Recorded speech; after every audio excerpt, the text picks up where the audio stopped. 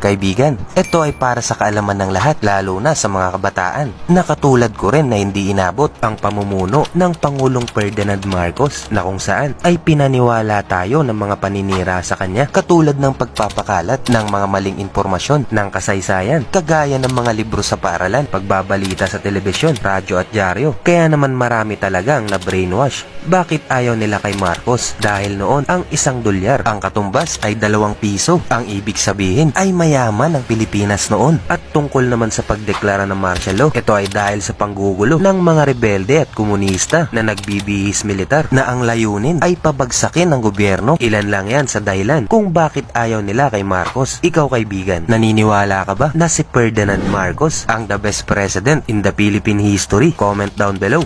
Sa video na ito ay aalamin natin kung bakit ayaw nga nila kay former President Ferdinand Marcos. Kung kaya't umpisahan na natin. Ayaw nila kay Marcos dahil mayaman ang mga Marcos bago pa nila pasukin ang politika. Sila lang naman ang abogado ng royal family na Talyano. Ang mga Talyano, sila lang naman ang nagmamay-ari ng buong Pilipinas noong unang panahon. Ang pangalan pa dati ng bansa natin ay Maharlika. Alam nyo ba na ang binabayad kay Marcos ay tone-tonelada na mga ginto? Ayaw nila kay Marcos dahil bata pa lamang ito ay nakasuhan na ng murder. Estudyante pa lang siya noon ng abogasya. Alam nyo ba na hindi siya kumuha ng abogado para ipagtanggol ang kanyang sarili? At siya na mismo ang nagligtas sa kanyang sarili. At kinatigan naman ito ng korte. Ang sabi pa nga ng isa sa mga hukom na si Sergio Osmeña na malaki ang may aambag ng batang ito sa ating bansa. Ayaw pa rin nila kay Marcos dahil siya lang naman ang may pinakamataas na marka sa kasaysayan ng abogasya, dahil ang grado nito ay halos 100%. Kaya naman ito pinagdudahan at pinaretake ito sa kanya sa pamamagitan ng oral examination sa loob mismo ng korte, at nakakuha pa rin siya ng grado na 95% na pinakamataas pa rin sa kasaysayan ng abogasya. Ayaw pa rin nila kay Marcos sapagkat siya lang naman ang pinakabatang politiko na nanalo bilang mayor, congressman, gobernador at senador.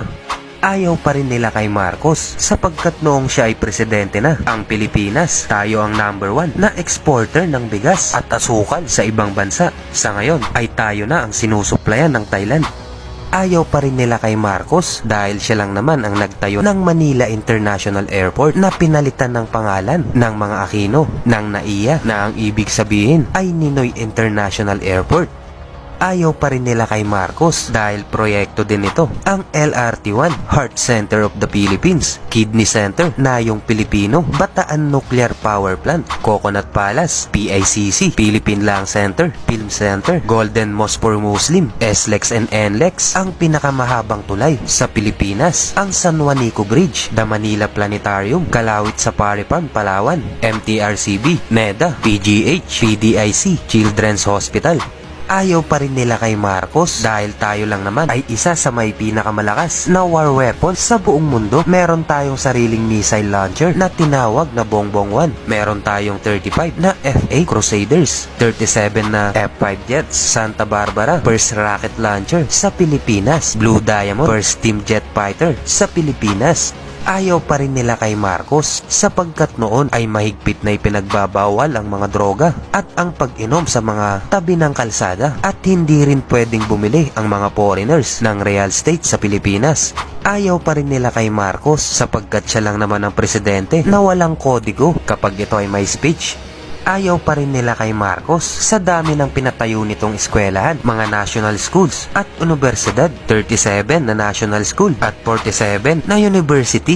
Ayaw pa rin nila kay Marcos sapagkat nakagawa ito ng 20 na power plant sa iba't ibang sulok ng Pilipinas. Isa na dito ay ang Bataan Nuclear Power Plant na ipinasara ng Administrasyong Aquino simula nung sila ay umupo sa administrasyon. Ito pa ang ilang power plant, ang kilalang Magat Dam, Angat Dam at marami pang iba.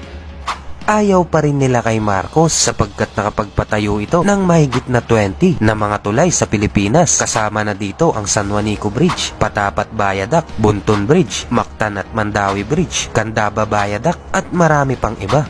Ayaw talaga nila kay Marcos dahil ito ang mga naipasa niyang batas, ang POEA, the National Manpower and Youth Council na ngayon ay TESDA, SSS, GSIS, Pag-asa, NAWASA, Pag-ibig, Death Penalty, National Home Mortgage, PAGCOR at 13th Month Pay.